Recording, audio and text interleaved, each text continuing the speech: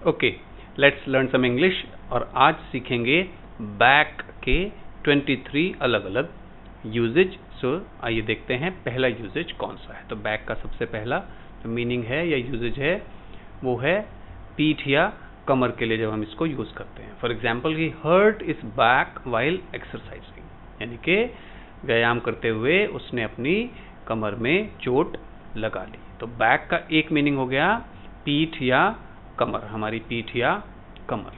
Next one is when we use it for example, I will be back soon, यानी कि मैं जल्दी ही वापस आ जाऊंगा। तो यहाँ बैक को हमने यूज किया वापस के लिए। Please give it back to me, मुझे प्लीज ये वापस कर दो। तो बैक का सेकंड यूज हुआ वापस के लिए। Third one is she is known to back stab her colleagues, यानी कि वो इस बात के लिए जानी जाती है कि वो अपने कलीग्स को धोखा देती है। तो बैक स्टैब एक वर्ब है जिसका मतलब होता है धोखा देना। First form back stab, second and third back stabbed. She back stabbed him, यानी कि उसने उसे धोखा दिया। Next usages is I want you to back me up in my tough time. यहाँ इसका मतलब हुआ इस सेंटेंस का कि मैं चाहती हूँ कि मेरे मुश्किल समय में तुम मेरी मदद करो या मुझे सपोर्ट करो। तो बैक अप यहाँ मीनिंग हुआ मदद करना या सपोर्ट करना। यहाँ आपको ध्यान रखना है कि बैक और अप ये अलग अलग वर्ड्स हैं।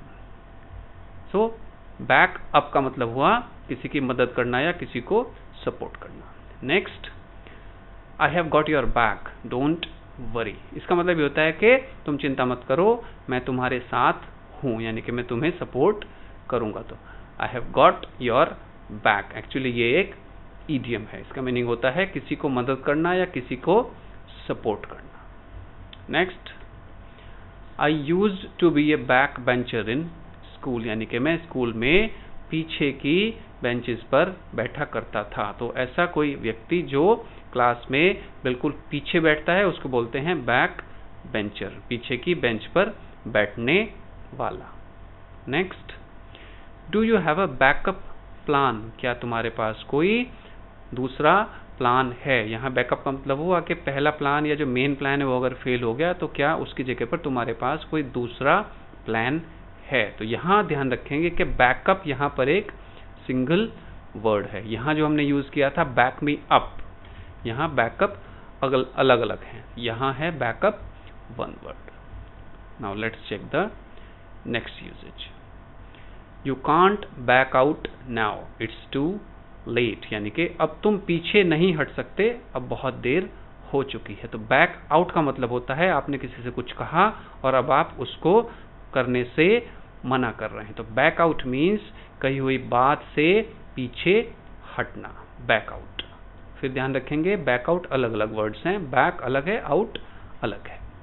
Let's check the next usage.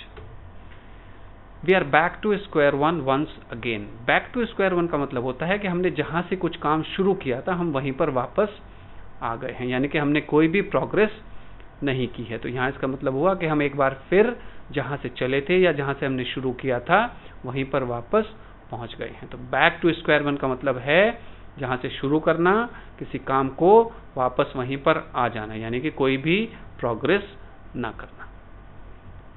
Okay, they have won back to back matches, उन्होंने एक के बाद एक मैचेस जीते हैं। तो बैक टू बैक का मतलब है एक के बाद एक। He gave 5 back to back hits, यानी कि उसने एक के बाद एक 5 हिट मूवीज दी। Virat Kohli hit 3 back to back centuries, Virat Kohli ने एक के बाद एक 3 सेंचुरीज लगाई। तो बैक टू बैक का मतलब है एक के बाद एक। Next one is stop fighting and back of, it's enough, यानी कि झगड़ा बंद करो और पीछे हट जाओ, बहुत हो चुका। तो बैक ऑफ का मतलब है पीछे हटना। यहां ध्यान रखेंगे ऑफ की स्पेलिंग है OFF। तो बैक ऑफ का मतलब हो गया पीछे हटना या दूर हटना। नेक्स्ट यूजेज है बैक का, you can put it on the back burner for now.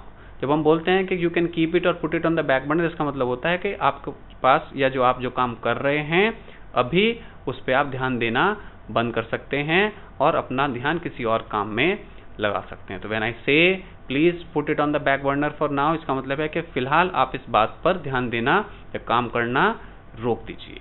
तो बैक बर्नर का मतलब है काम पर या किसी बात पर ध्यान ना देना या ध्यान देना या काम करना रोकना। Okay, now let's go to the next page and check the next usage. Next one is you can't backtrack from your statement, यानी कि जो तुमने स्टेटमेंट दिया है अब तुम उससे मुकर नहीं सकते या उससे पीछे नहीं हट सकते। तो बैक ट्रैक का मतलब होता है पीछे हटना या कही हुई बात से मुकरना।